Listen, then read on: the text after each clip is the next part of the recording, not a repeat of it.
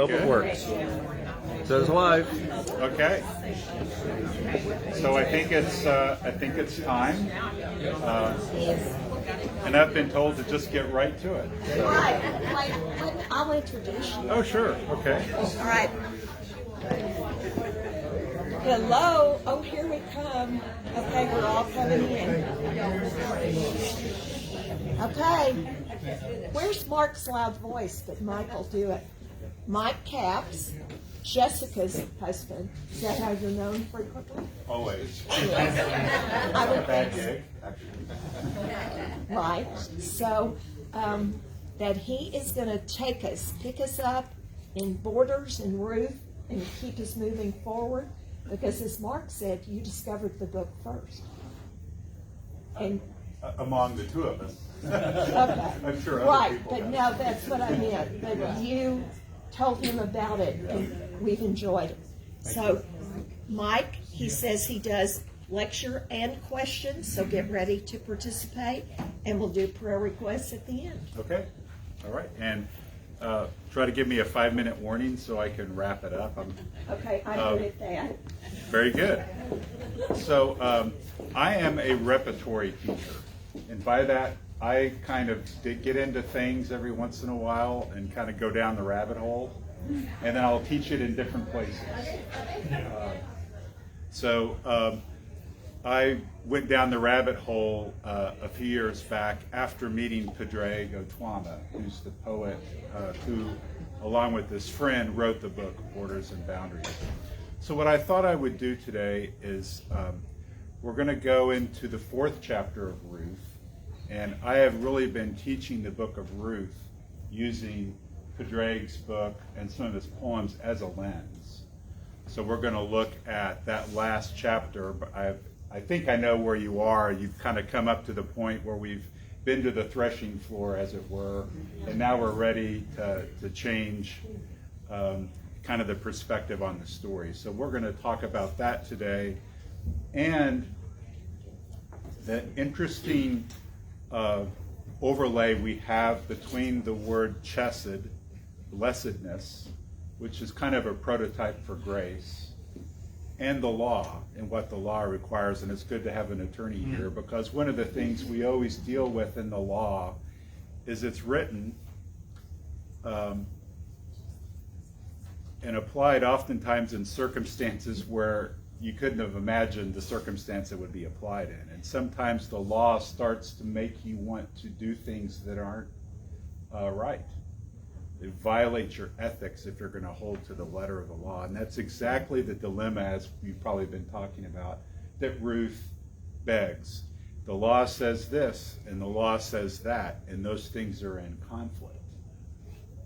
So what are you going to choose? Choose your poison, if you will. So I'm going to start with a couple of poems by Padraig. They're pretty quick. So the first one is 4 lines. And he's going to surprise you on the 3rd line.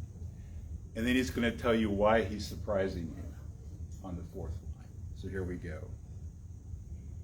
The beginning of wisdom is when I learned the difference between believing in the truth and telling the truth about belief. Now it begs the question. Believing in truth versus telling the truth about belief. What is the truth? Is it something that's fragile and fixed, and I believe in that no matter what? Or do I tell the truth about belief, which is what we all understand as our lived experiences? It's hard to believe in the truth.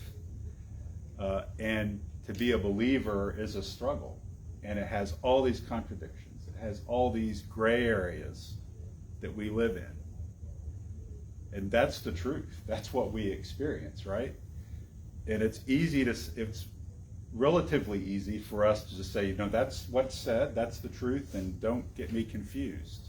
But that's not how we live life, right? We know that our experience brings us to a point where it should not be a taboo to talk about our belief and the problems that belief and faith generate, the gray area that we live in, the ups and downs that we go through.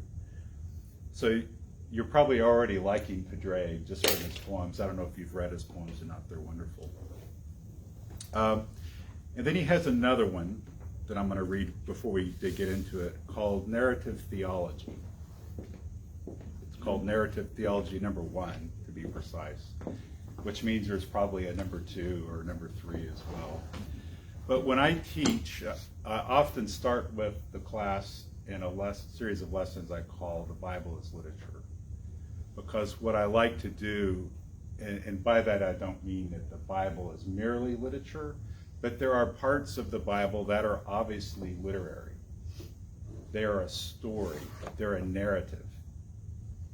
And it doesn't say, like a PowerPoint presentation, here are the 10 things you need to know about this. It tells you a story. And I think that's the reason Jesus taught in parables, because I can tell you a story, and that's like an experience. You cannot unhave that story. It's going to sneak in the side, and you're not even going to know what it's going to mean, maybe for decades. When I first read Ruth, and as I understood it when I was young in my church, it was the story they kind of read at weddings. Where you go, I will go. And otherwise, it was a narrative of this really good man going to save this poor woman.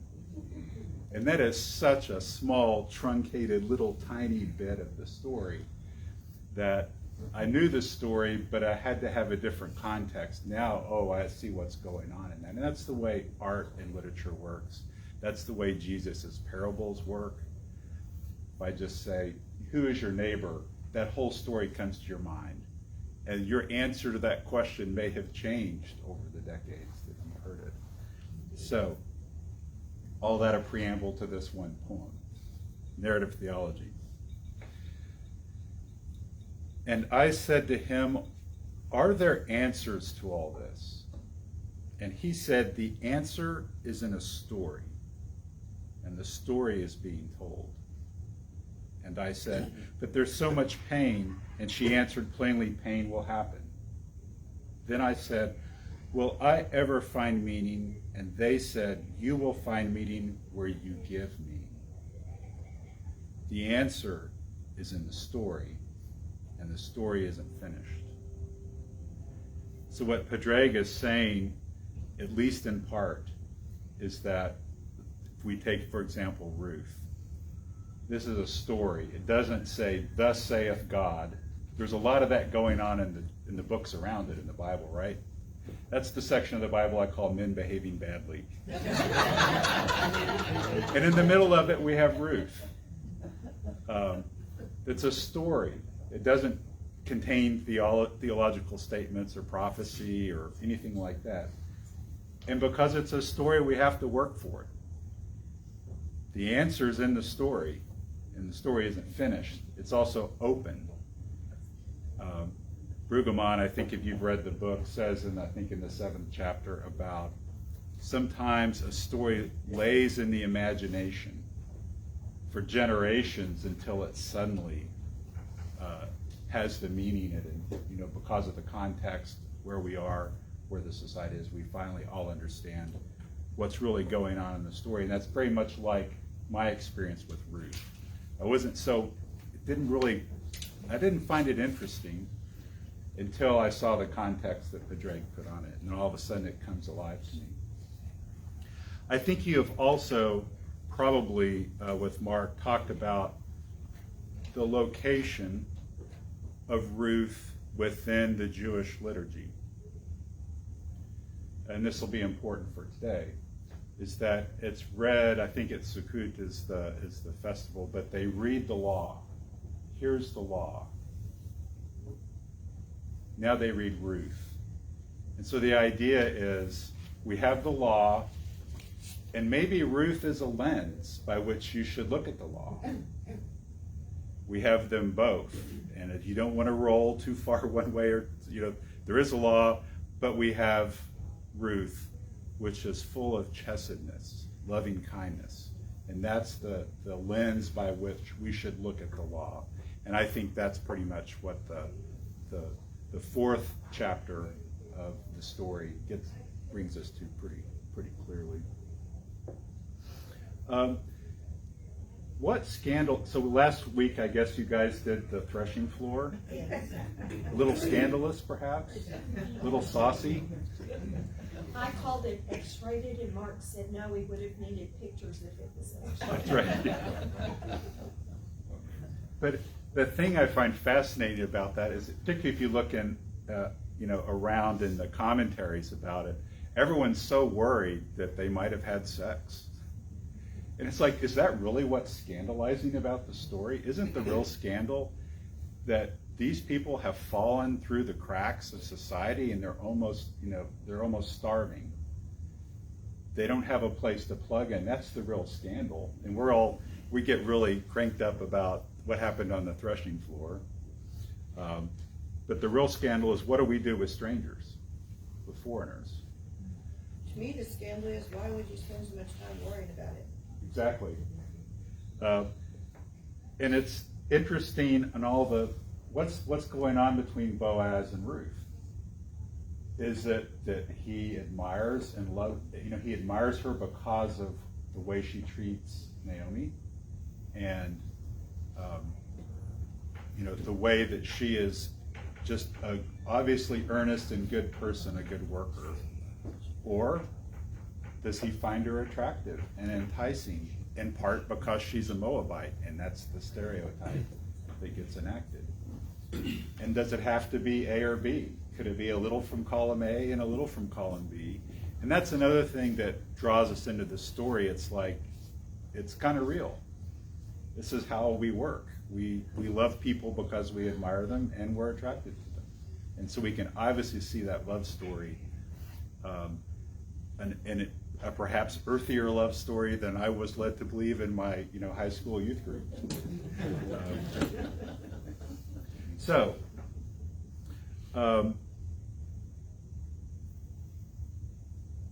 Because the story is in the form of a narrative, we are asked to do a little bit of work.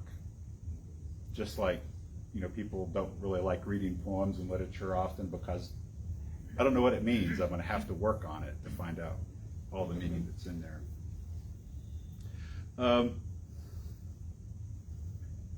And the other theme that I think we'll get into in this fifth chapter is a capacity to change.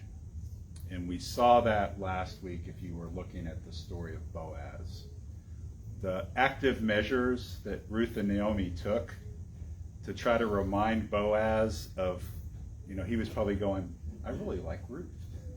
And the active measures that they took catalyzed him. He goes, oh, I really like Ruth. And I'm going to go do the thing I'm supposed to do because I want to, probably, and I'm supposed to, and no one else is doing it.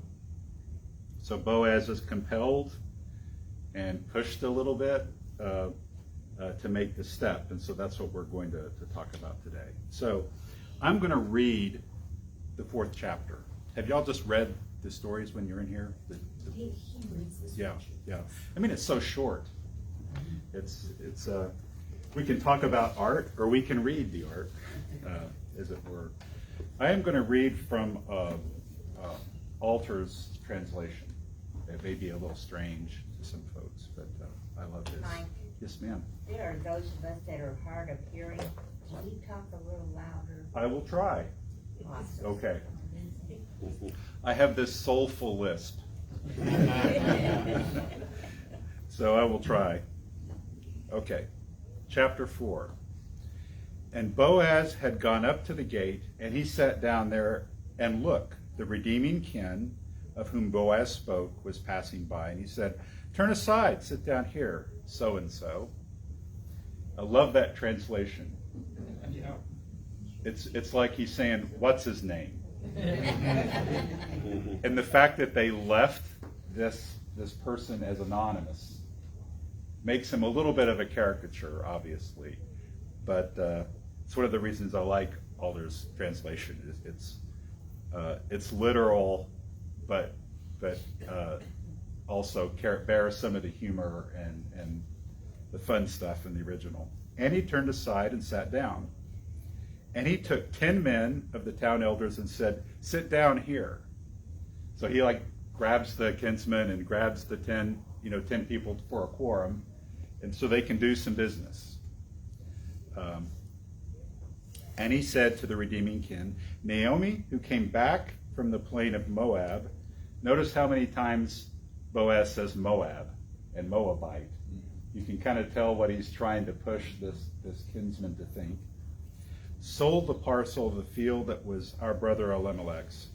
And as for me, I thought, I shall alert you, saying, acquire it in the presence of those seated here, and in the presence of my people's elders. If you would redeem, redeem. And if you will not redeem, tell me, that I may know that there is none except you to redeem, and I am after you. And he said, I will redeem. And Boaz said, on the day you acquire the field from Naomi. So the kinsman, so-and-so, said, okay, I'll redeem. And then Boaz goes, on the day you acquire the field from Naomi, you will also acquire Ruth, the Moabite, to raise up the name of the dead man on his estate. And the redeeming kin said, I cannot redeem, lest I spoil my estate. Now, what does he mean by that? Could be reputation. I'm going to have to marry a Moabite woman? Scandalous. Well, then there becomes the unclear situation of who inherits the land. That's the other problem. He's already got a family. He's got inheritance, people that are his family that will inherit the property. And if he marries the Moabite woman from Moab, it's going to spoil his estate. I had an aunt who, after her husband passed away, she started dating another man, and they were in their 80s. And she was an architect, and he was a builder, and they had a nice estate. And the man she was dating had a few car dealerships, and they had a nice estate. And his family just wigged out because it was going to mess up everything they had planned, growing up, that they were going to inherit. And their pastor said, don't worry about getting married, you're 80. If it's going to cause trouble, don't worry about it, you're good. So, back to so-and-so. He turns back to Boaz. Oh, yes, sir. There was a peculiarity I didn't really find or grasp, I believe, in the book about the fact that if they had had children, that child would have been given the last name of the dead Yes. Yes. man. That puzzles me. It's the way to carry on the name of that side of the family. And to keep the land in that family. Yep. Yeah. Yep. It's a very tribal kind of system they're still living in, right? So-and-so looks back at Boaz and says, you redeem my obligation of redemption, for I cannot redeem.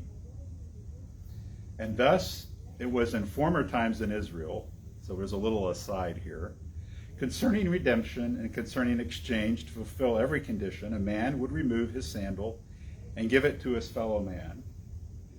And this was the practice in Israel. And the Redeemer said, you acquire it. And he removed his sandal. That's kind of an odd way to close a contract, I would say. And Boaz said to the elders and to all the people, you are witness today that I have acquired all that was Elimelech's, and all that was Chilion's and Mahlon's, and the name from the hand of Naomi. Another interesting thing is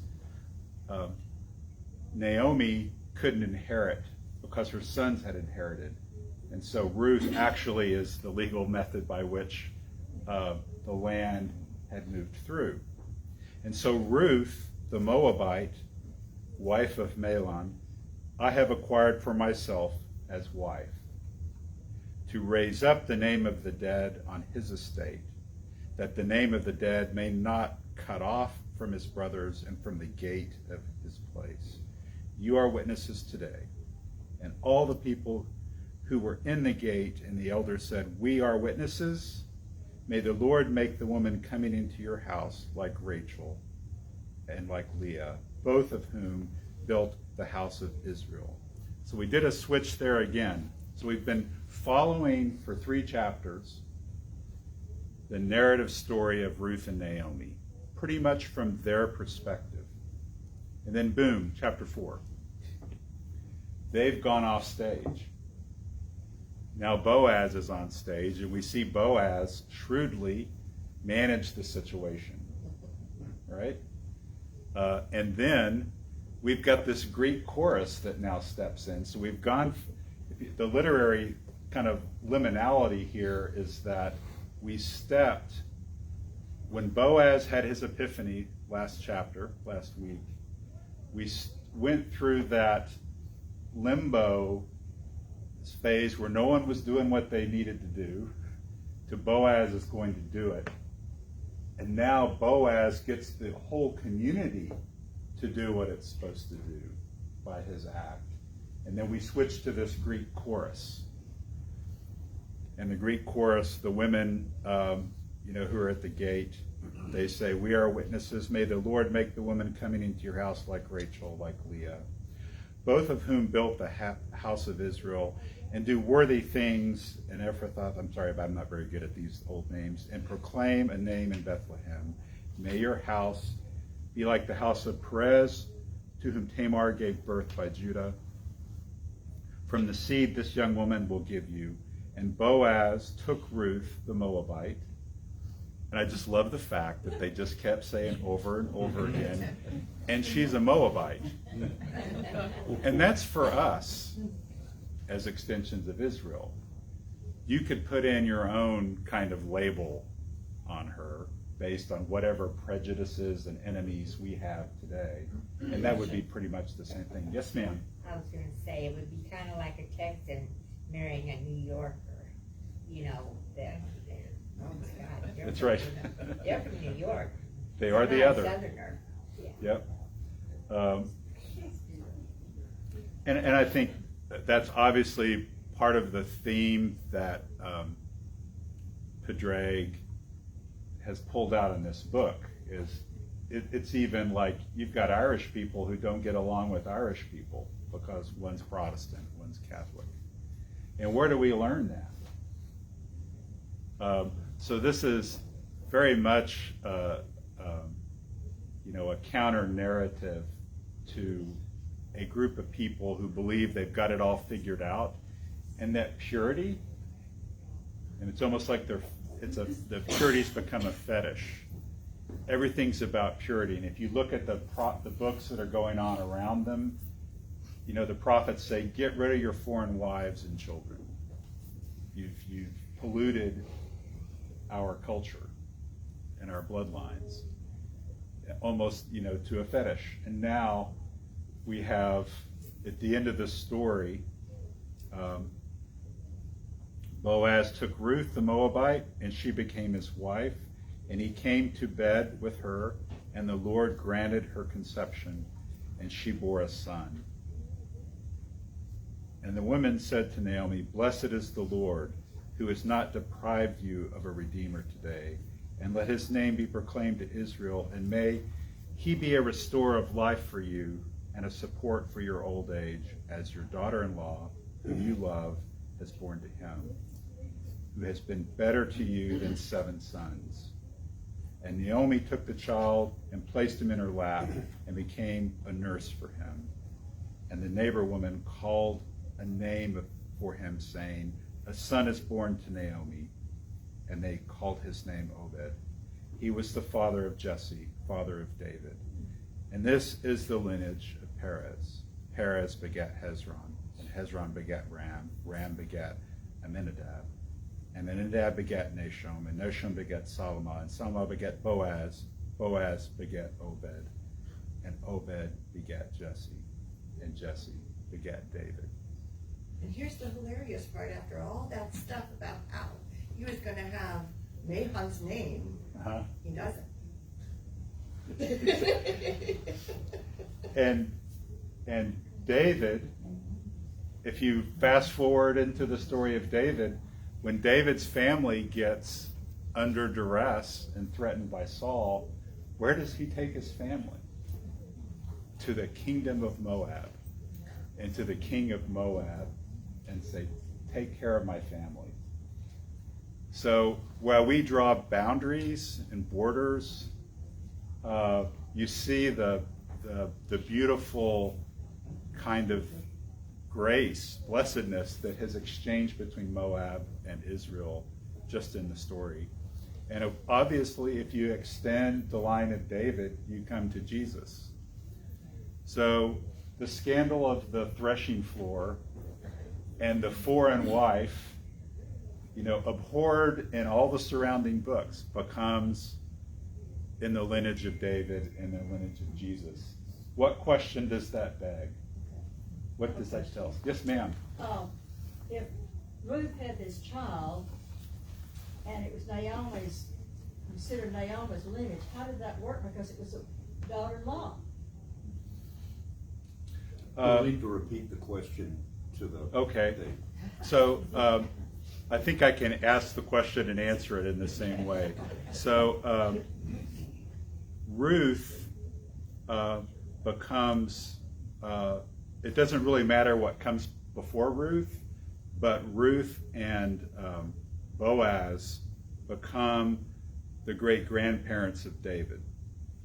And whatever name or other lineage actually gets there, the lineage that we capture here is Ruth on down. And there was some recitation of Boaz lineage, but the important thing is from Ruth and Boaz then down to David. I think that might have answered your question. I'm sorry if it didn't. Well, I just don't understand why it said Naomi was given a lineage, because it was a daughter-in-law. Because I see the lineage of Jesus, yeah, but not David's, yeah. Well, I think I don't know the answer to the question from a theological perspective, because it's probably going to get into very specific legal views from how Israel, the relationship between Ruth and Naomi. But apparently, the child would take the name of Naomi's surname. Mm-hmm. So,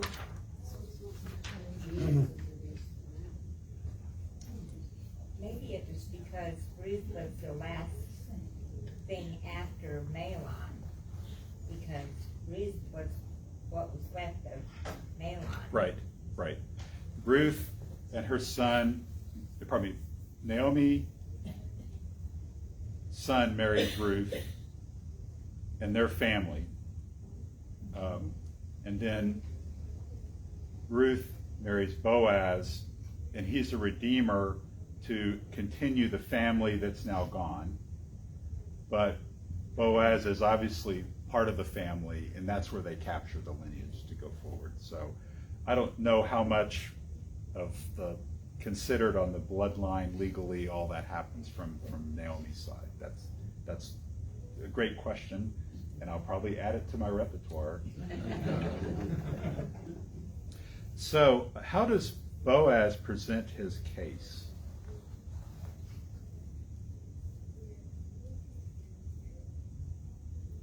He makes it sound really good at first. He said, you can redeem this land and it will be yours.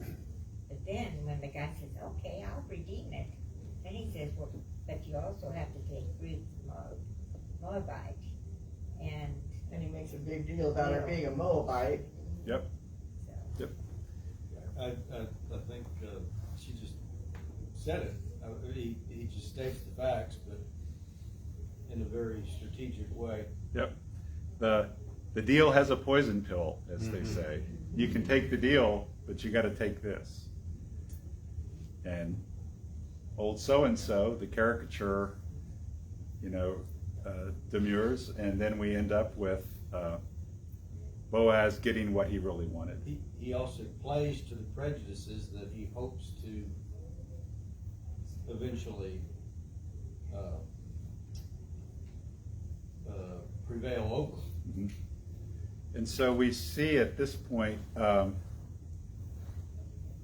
idea that I don't know if it's his purity he's most concerned about, or if it's his estate. And maybe again, it's a little from column A and a little from column B. Or maybe it's that he knows his wife would throw a fit. Could be. Guess what I did? I went into town today and I came back with a wife. Yeah. Another one. Look what I got. Yeah. Oh, and some land. So in a way, Boaz places before the people a choice. Do we hold to the clear law, which says, do not take a foreign wife? Even when everyone knows to do that presents an injustice, because she was married to an Israelite and is one of us, but we're not fulfilling our obligation for whatever reason. We had a couple of chapters to do that, but we didn't, except for Boaz. And she's clearly worthy. As soon as Boaz makes it okay, you could just see how everyone said, great, we love her. She's awesome. So here's an obvious thing. Everyone knows Ruth, and they know that she's taking care of Naomi. She's fulfilling their obligation. But they don't step up. They were waiting for somebody to do that, kind of, and Boaz did that. And how what the law required was an unkindness. The law required something that wasn't just. But the law also required the kinsman redeemer. Correct. So it had two laws in conflict. And that never happens. You never have two laws that say opposite things. What that tells us, again, and I think it's the reason Ruth is in the liturgy with the reading of the law. So like, don't let the law make you do something that's not blessed, that's not loving kindness, that doesn't exhibit grace. Because no law is perfect. It can never be perfect. And we have to interpret it and use it in the lens of loving kindness. And I think at this point, this is a moment right where we did those transitional moments where there was a personal kind of epiphany that Boaz had, and then the community has the epiphany once the legal confusion's been settled.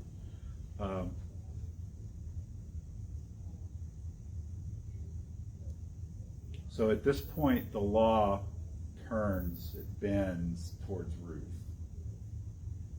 And it was it wasn't assured that this is how it's going to turn out. It could have been a tragedy, except for that liminal moment when Boaz goes, oh, I actually owe these people something, and I kind of like Ruth anyway. So I'm going to go do this.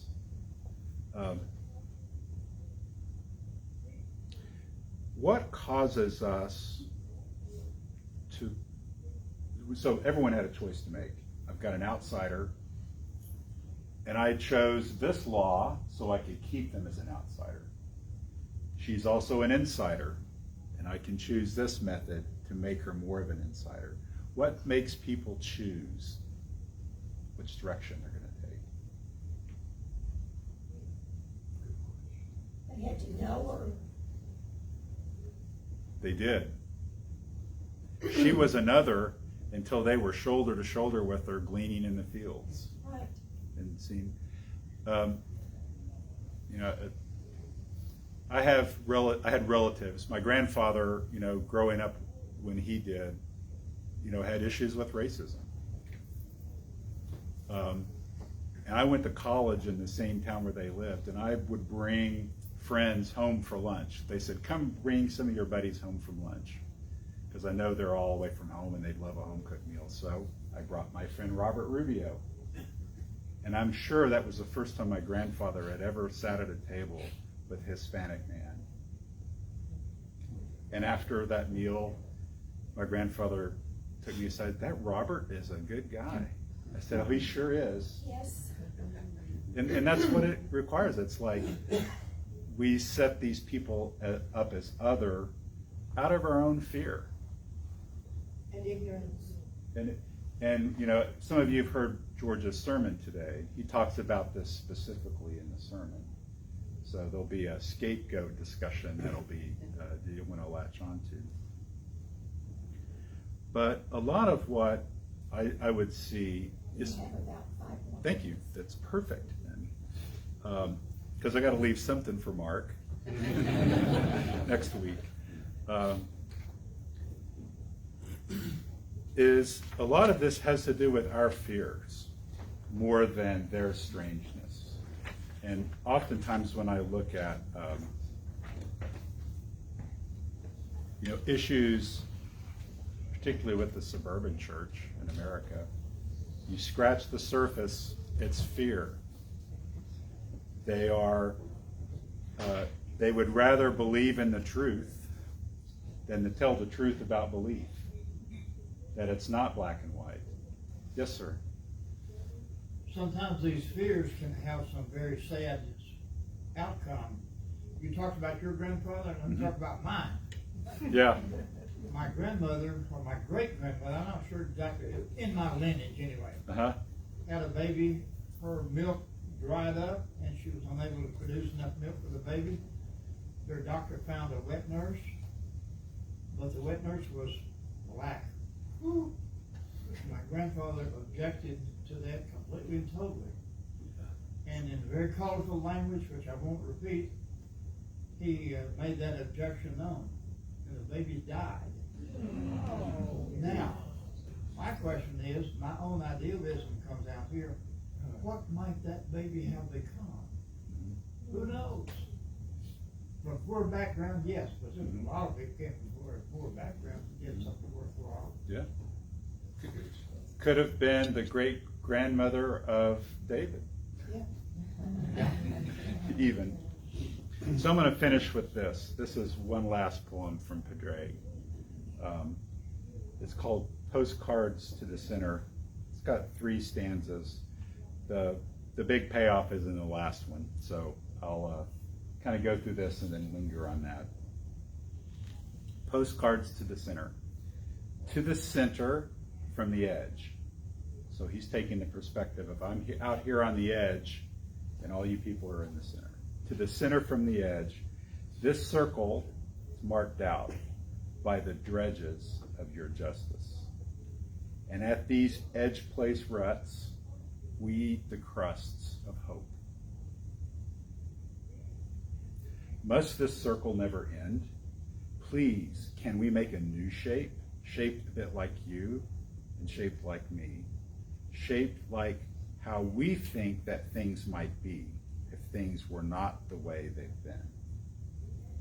And yes, I know that's a dreamer's dream, but sometimes dreams like nightmares can be real.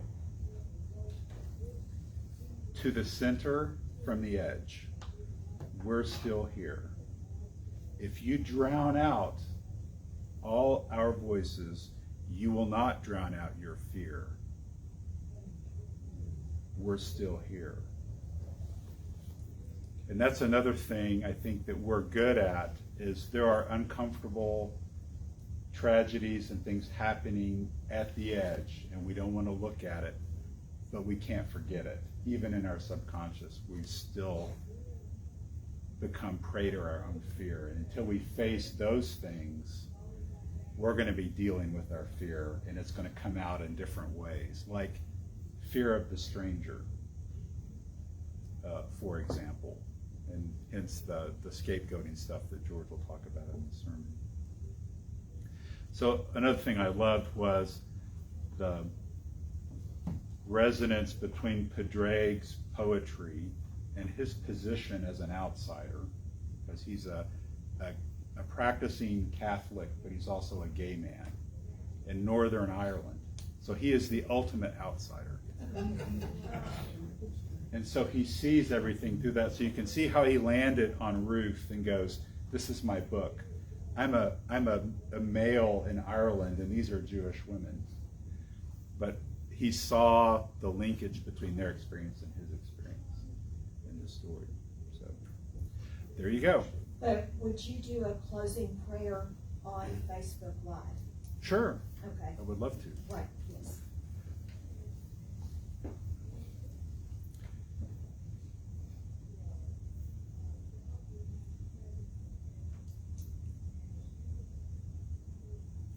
Lord, we thank you for the gifts you've given us in your scripture, the wisdom, the law, the theology, the letters, the revelations, and the stories.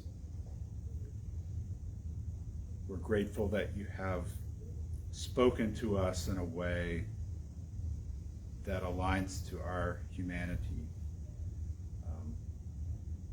that gives us truth incarnate in stories that we can plumb and discuss for centuries and never get to the bottom of them. Truly, your wisdom for us, your love for us, and the wisdom you give us is great. Ask that we have eyes to see and ears to understand. So we ask in Jesus' name, amen. Thank you, Mike. You bet. Thank you guys for yeah, having Turn me. it off. Yeah. Figure out how to turn this off. Okay. Oh, it